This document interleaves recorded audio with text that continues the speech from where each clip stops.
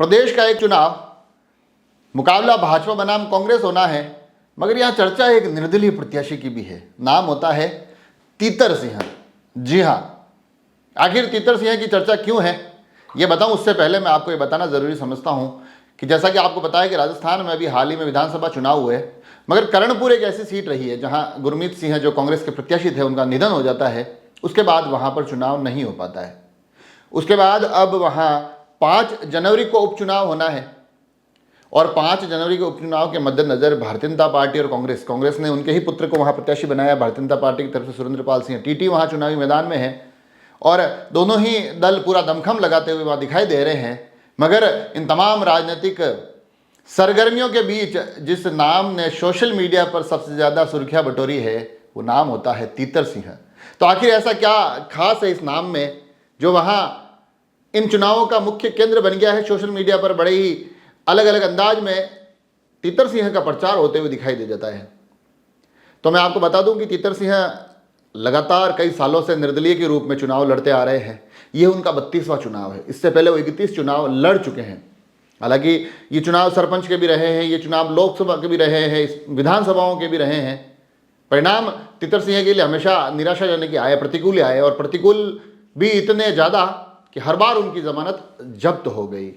मगर उसके बावजूद तीतर सिंह के हौसले कभी जब्त नहीं हुए, वो बुलंदी पर रहे और जैसे ही चुनाव आता है तीतर सिंह अपने पिछले परिणाम को भूलकर पुनः इस चुनावी मैदान में उतर पड़ते हैं।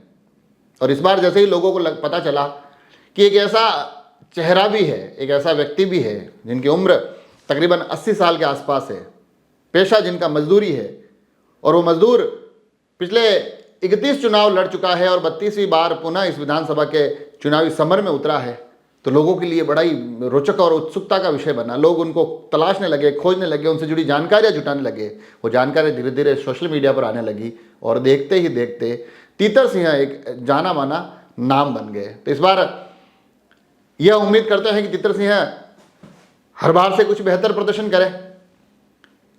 मगर ये जो रोचकता की कहानी है, इसमें तीतर सिंह के व्यक्तित्व को लेकर भी लोग अलग अलग बातें करते हैं कि आखिर किस प्रसिद्धि के लिए चुनाव लड़ते हैं, आखिर चुनाव लड़ना ऐसा क्या ज़रूरी है, ये तमाम चीज़ें होती है। मगर जब तीतर सिंह से पूछा गया कि आप ये चुनाव लड़ते क्यों हैं, आखिर लगातार आप हार रहे हैं, आपकी जमानत जब्त हो जाती है, आप आर्थिक रूप से इतने सक्षम भी नहीं हैं कि वो जमानत की राशि भी आप ये मान सके कि चलो गई तो गई, कोई बात नहीं, तो आखिर आप चुनाव क्यों लड़ते हैं।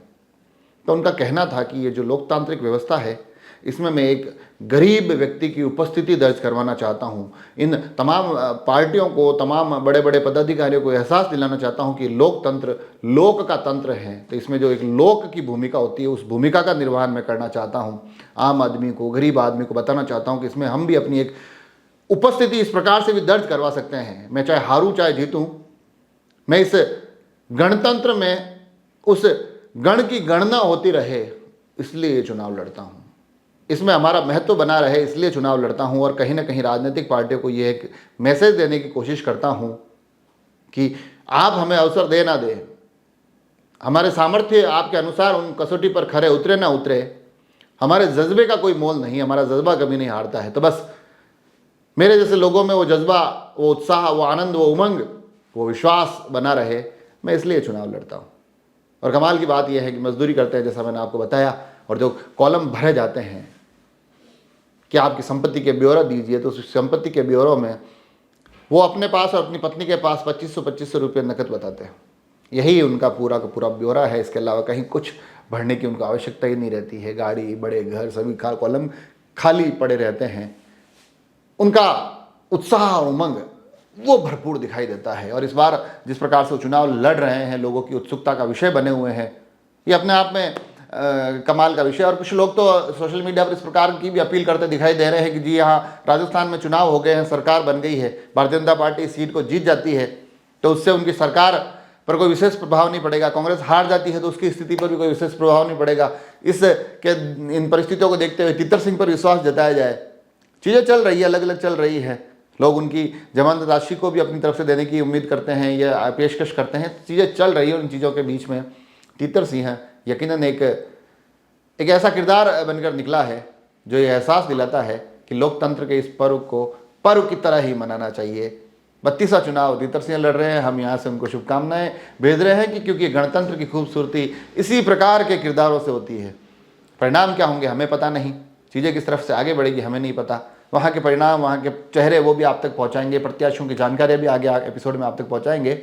आज के एपिसोड में चाहता था कि तीतर सिंह को आप तक पहुँचाऊँ। जुड़े रहे राजसमंद एक्सप्रेस से। धन्यवाद।